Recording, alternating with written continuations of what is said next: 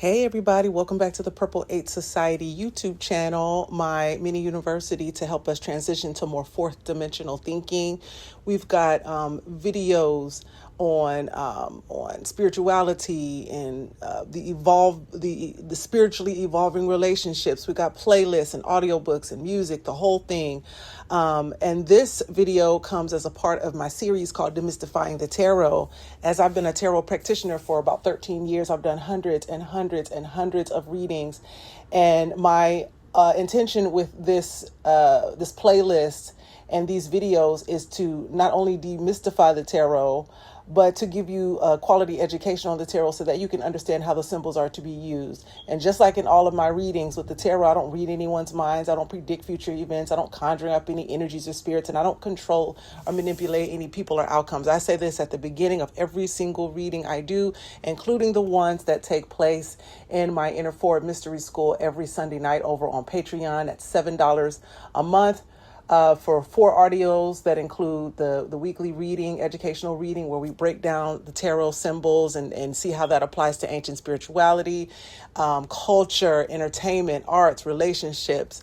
And it also comes with a book club as well. Right now we're finishing up our book, How to Win Friends and Influence People by Dale Carnegie, because I believe one of the benefits of the tarot and benefits of understanding spiritual symbols is to help us to detoxify our personality. So now we're back with our video on demystifying the tarot, and this video is on the night cards. And let me put on my little glasses here so I can see chat. Y'all know I'm getting old, honey. Okay. So now when you think about what a knight is, pause, close your eyes for a moment and think about what you see when you think of a knight. You see sometimes someone on a horse. You may see an old Disney movie or some kind of ancient Hollywood movie, or you may see the fairy tale books that you read as a child. You see someone who's valiant, someone who is they're virile, they're strong, they're dressed in battle gear. They probably have a sword of some sort. They're probably on a horse. And what knights really are in in kingdom type of, what do you call them, and monarchies, is they're servant leaders. So typically they're raised up in the social hierarchy by the royal class for some kind of solution that they've solved, some kind of talent or potential that they have, some kind of amazing valiant effort, like they may have saved someone's life, climbed 3, 4, 5 flights in a building or stairs in a building to rescue an elderly person or a baby or an animal from a burning building. They are raised up in the social hierarchy for this potential that the royal court sees in them. And then they are trained and developed in the old world, they were trained and developed to go to battle for the kingdom. And so they were servant leaders at this point now. So they are there to protect, they're there to serve, they're there to participate, they're there to bring in, deliver messages about things going on in the kingdom. They're also there to, what is the other thing I was going to say? Oh man, I just forgot that fast what I was going to say. Either way, they're there to protect and to serve. And if it ever goes down where they have to go to battle, then they're required to do that as well. They're basically like military soldiers, but with more, seen with a little bit more razzle dazzle, for lack of better words, right? So now we start with the Knight of Swords. And remember, swords are, a sword makes a decision, right? So we're dealing with the mind. The sword is connected to the nature element of air, where thoughts are said to be sort of drawn down in our body, which is like an antenna. We're a frequency, and we draw down the thoughts based on what our antenna is set at, meaning what we're focused on, what we're thinking about, what's in our subconscious, what we've programmed through repetition over time and symbols into our subconscious. And they also make decisions. So now we're talking about decisions, ideas, visions, dreams, psychic ability, intuition, plans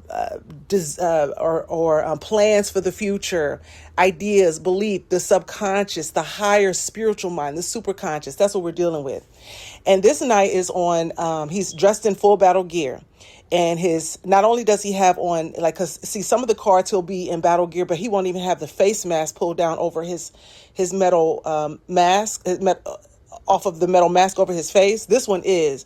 And his horse is going full force. He's charging, sword up. He's going to battle, right? So this is talking about swift decision making, swift thinking, quick thinking, energetic type of thinking.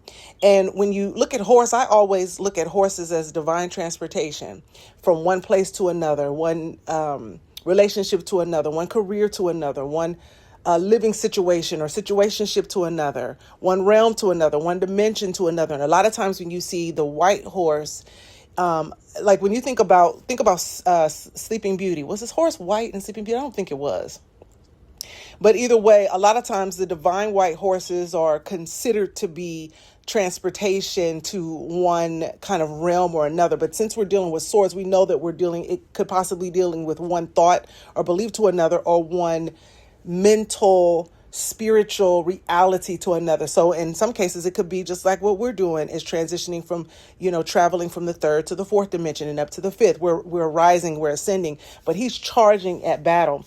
So on one hand, the card deals with quick decision making, being able to make sharp decisions, decisions that are in the best interest of those that you are responsible for as a servant leader, decisions that you make to improve your mental state, going full force into the shadow work, going full force into your psychic intuition. It's just quick, strong, intelligent, powerful thinking. But on the shadow attribute of it, because I don't believe in omen-based reading, so I always look at the shadow and I always look at the light, the positive and the negative.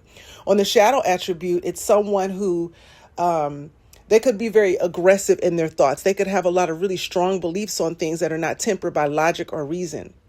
They could be someone who has bigoted beliefs, or someone who believes that their will should be enforced, or their idea should be enforced or imposed on another.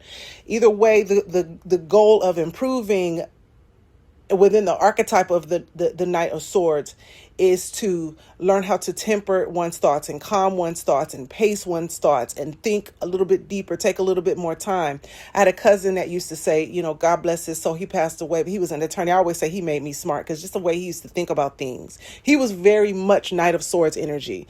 Like, he was like Ron Swanson from Parks and Rec. He would answer questions with questions, even if he was dealing with family. It used to be so funny how he used to do us.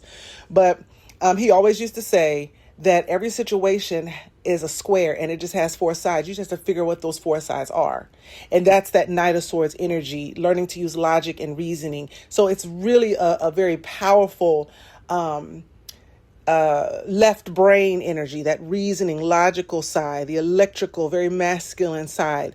And guess what? We all have a left brain. So we all have that left brain cognition, right? And a lot of times when people are looking at the knights, they're also sort of looking at like youthful masculine energy, because a lot of times people are knighted when they're younger. Some are knighted in middle age, but a lot of times, most of the time, people are knighted when they're younger, because in the ancient days, they had to be strong enough and virile enough and healthy enough to be able to serve the kingdom. But from an archetype standpoint, it could be that, but it also could be someone with more youthful masculine energy, even if you're older. Just like my grandmother always proved to me that it doesn't matter how old you are, age is really something that's in the mind. And our physical body, on top of gravity, on top of dietary habits, on top of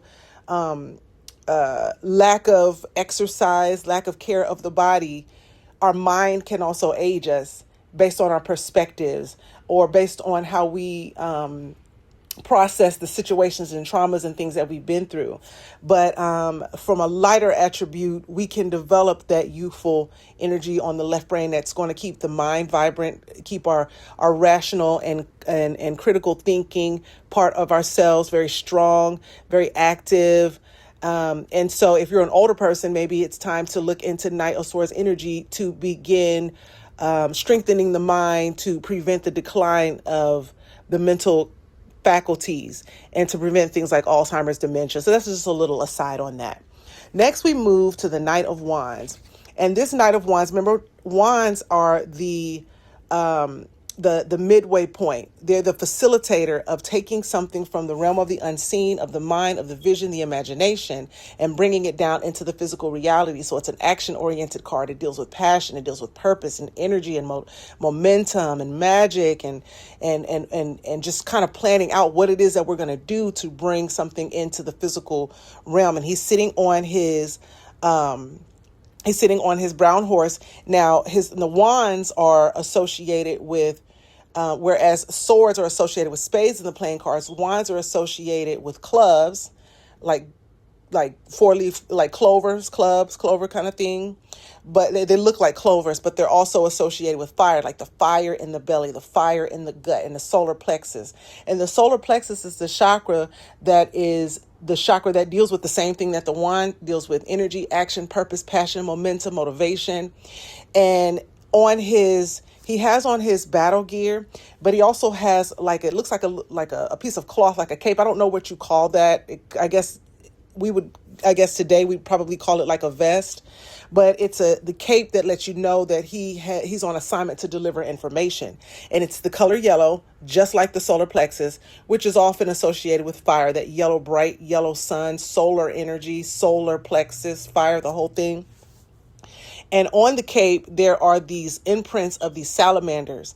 And salamanders are an ancient symbol that they're reptiles, which a lot of times reptiles are associated with fire because of like the dragon, the fire from the dragon's breath. But salamanders were believed to be reptiles that could set themselves on fire. Now, we know that they actually don't set themselves on fire. The reason that belief came to be is if in the old world, primarily in Europe, if there was like a forest fire or what have you, after the fire, you will see these salamanders come out, and they may be on fire. There may be smoke coming off of them, and they believe that the salamanders could set themselves on fire, when really the salamanders just have a high capacity for heat. They can absorb, or they can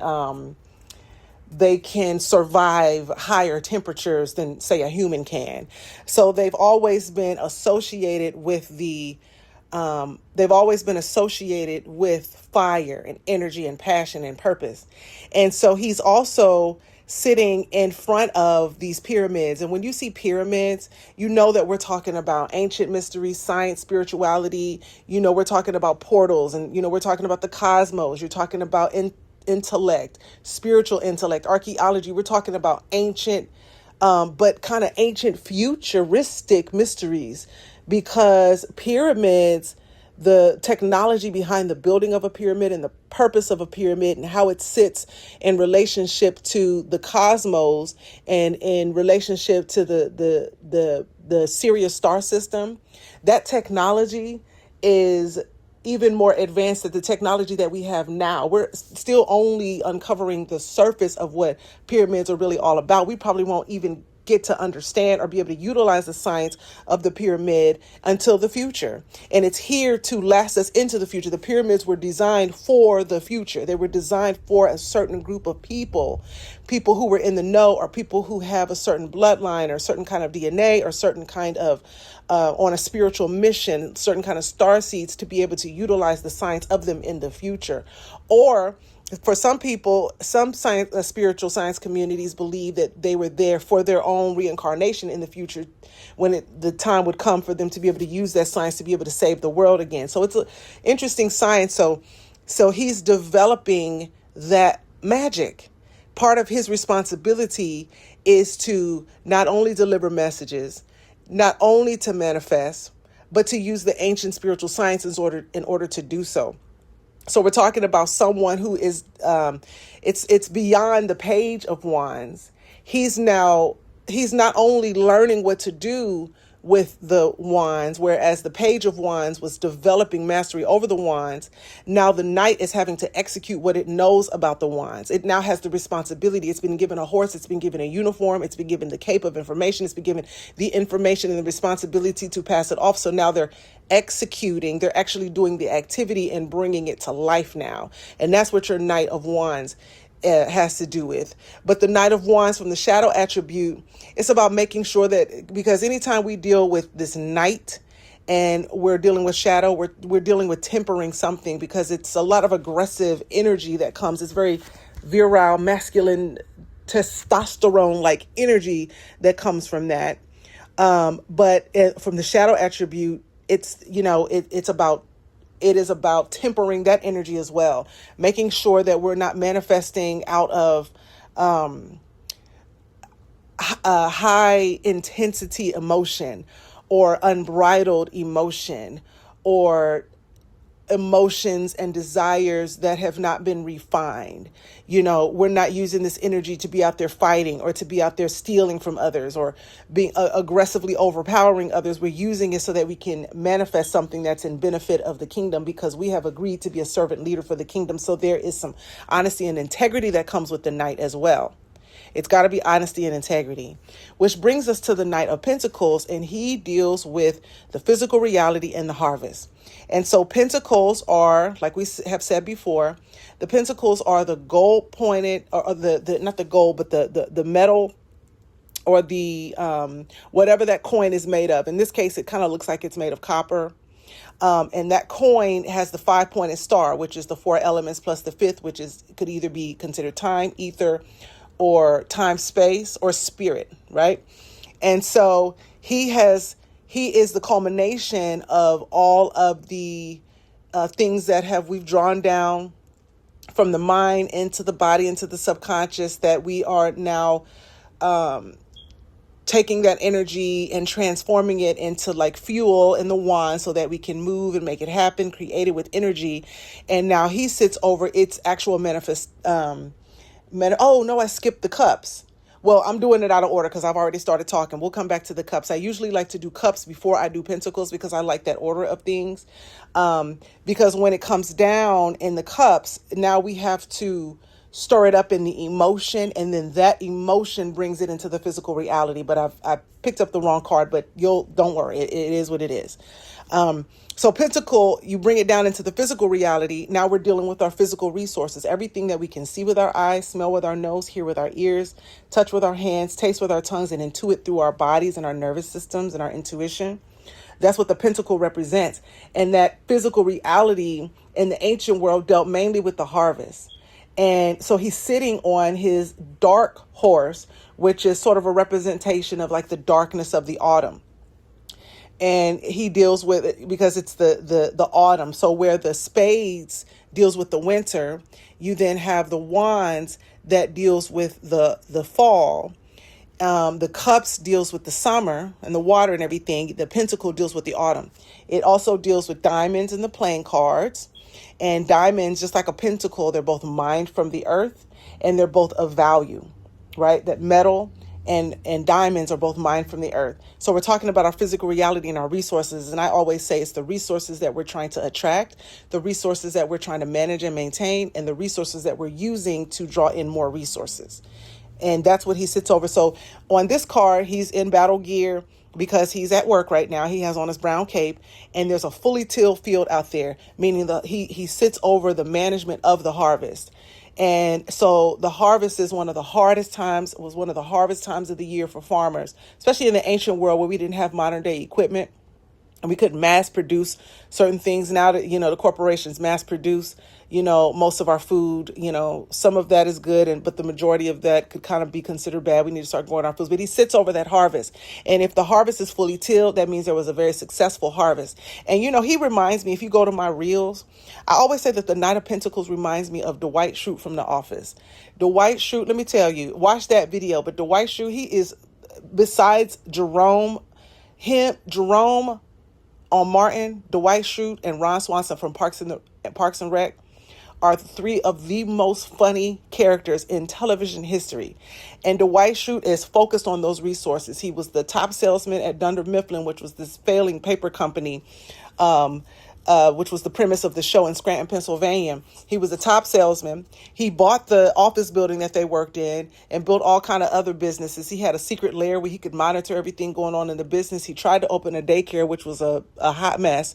He opened the Dwight Schrute Gym for Muscles, which was a hot mess. He also ran his family's beet farm and secretly grew hemp on the farm that this little boy was stealing off the farm. So he understood the harvest. And then he tried to run a bed and breakfast. Well, he did. He successfully ran a bed and breakfast on the property and started doing events on his property. He had a business where he, every year, right before Christmas, a couple of months before Christmas, he would do research on what would be the toy that is going to sell the most, and he would buy it all out. And then when it came Christmas and all those toys were gone, he would up the price. He would double the price, and then people would come rushing at the last minute to buy the toys from him. He also had a business where he was like he liked to be a bodyguard. He liked to, escort people places, but he also was starting a business where he was a private investigator. And it was just so funny, but it was all about the harvest. He cared about the dollar bills. He was very practical and pragmatic with his money. He didn't care about a lot of fanfare. He didn't care about it impressing a lot of people with his clothes. He was very practical, and he reminded me of like the way the old men were back in the day that would farm, ran businesses, managed their money very well, knew what was going on at all times related to money and business. That's kind of that archetype is a great archetype character to describe the Knight of Pentacles. And that's what that deals with. And being a servant leader over the harvest of the kingdom, just like the white fruit. And then remember, we went out of order. Now we're looking at the Knight of Cups, which is dealing with the knight that's learning how to, where the Knight of Pentacles is learning how to manage that money and how to manage those resources and not squander those resources. The Knight of Cups, before you even get to that point, he's got to manage his emotions to be able to even manage the resources in that way. So the Knight of the Knight of Cups, he's also on a divine white horse. He's moving from one emotional state to another. He's stepping over this creek of water, this little river of water. And that water deals with feelings. Water is the nature element that deals with cups. The summer is the season that the cups represents. And in the playing cards, it's simple as that. It's a heart. So he's dealing with feelings and emotions, and he's in full battle gear, but he's coming with emotions. So there's emotional maturity that he's developing, knowing how to lead and serve the kingdom with emotional maturity and care and compassion, but knowing how to balance that compassion and kindness with being firm, with being solid, with being honest, with being true to himself. And the Knight of Cups, one of the things that it makes me think about, and this is just a good reference point for men to be able to utilize. I think that men are coming to having a come to Jesus, Buddha, Krishna, Muhammad, Ra, whoever. He's having that little meeting because he's having to reconcile what he has been taught by the patriarchy about stoicism and men not having feelings and men not exhibiting any feminine energy, even though they all have a right brain, which is the feminine the feminine side of our energy. Even men have a nurturing side. Even men produce estrogen. Even men are welcome to cook and to create and to nurture babies and care for babies. He's having to mature beyond patriarchal ideas to one that allows him to be fully human and have emotions and have feelings and learn how to vet out trusted people who he can express those to and learn how to process and calibrate his emotions, because research does show that men are more emotionally unhinged. On average, based on all of the empirical peer-reviewed research compiled around the world, women have a better ability to process emotions. Women are more emotionally intelligent. We and the reason for that is because we allow ourselves to actually experience emotions and work through emotions. To men in a patriarchal world, that looks like hysteria sometimes, right? But it's getting the emotion out, processing the emotion, and then getting that emotion over with, right? It's the balancing of the right and left brain. And so this card is a reminder that in order to lead a kingdom or family or a business or an organization or a culture or community, one has to integrate their logical reasoning side of their left brain with their emotional, creative, and nurturing side with their right brain. They've got to be able to not only take a thing apart to examine it like the left brain would have them to do, like dissect the thing and examine it, but they've also got to be able to see the whole of a thing, the totality of the thing, how the whole thing works together, the holistic side, the right brain, the The right brain, feminine brain, is more magnetic, like the moon, which the moon deals with, is more, seen in the nighttime, and it affects the tides and the waters of the womb, the feminine energy, our cycle are like locked in. It's almost like we're charged by the moon as women. The masculine is more electric like the sun. So there's a push and a pull. The masculine pushes and executes, the woman pulls and cultivates, right? Or the feminine pulls and cultivates. And all humans, man and woman, have both the right and the left brain, where we do both the push and pull. We rationalize and we emote, right? We critically think and we create. You understand? We dissect and analyze, and we synthesize and see the totality. It just comes together, and the Knight of Cups is basically the knight that has to accept that in order to be effective in the kingdom, right? Or in the home. It goes back to the idea of patriarchy versus matriarchy, where patriarchy is basically a Eurocentric devised social program in which men control women so that they can control assets and land and have access to certain kind of labor. Matriarchy is about the best person should lead no matter which gender. The best person for the role should lead no matter what the gender, right? It's about equality within the gender, right? That's what matriarchy is about. And the only reason they call it matriarchy is because the woman is also respected for the fact that she gives birth to all of those people that would lead and take those positions anyway, the masculine and the feminine, the men and the women. You understand what I'm saying? The Knight of Cups synthesizes all of that. The Knight of Cups deals with and leads the kingdom with that kind of energy. So that's the end of this talk on the knights. The next one we'll be doing is the queen. The queens in the tarot, and then the kings, and then we'll jump back into, because remember, I had gotten all the way up to 10. If you all have been following consistently, I had got up to 10 and jumped straight over into the major arcana. I had completely forgot to do the royal court card. So I'm, coming back around to that. Make sure, if you're interested in learning more about my $7 a month mystery school, it is so fun. I love doing that Sunday night mystery school. It's over on Substack. If you click the link in the bio or in my bio or in the description box below, you can get access to that over on Substack. You can listen to one episode for free, whichever one you want.